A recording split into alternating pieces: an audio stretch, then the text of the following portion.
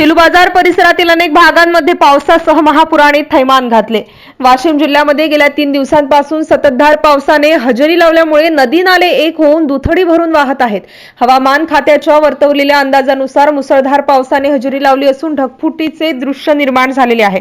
यामध्ये शेलू बाजार शहराला पाणी पुरवठा करणाऱ्या सोनाळा धरणाचे थेट पाणी हे अडाण नदीत येत आहे। त्यामुळे नदीला महापूर येऊन नदी काठावरील हजारो हेक्टर शेती पाण्याखाली गेली आहे। महापुरामुळे जिल्ह्यातील अनेक गावांचा संपर्क तुटला असून जनजीवन विस्कळीत झाले आहे।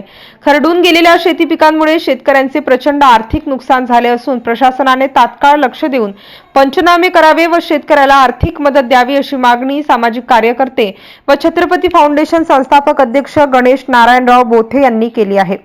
MCN न्यूज मराठीसाठी गणेश पाटील बोथे, शेलू बाजार।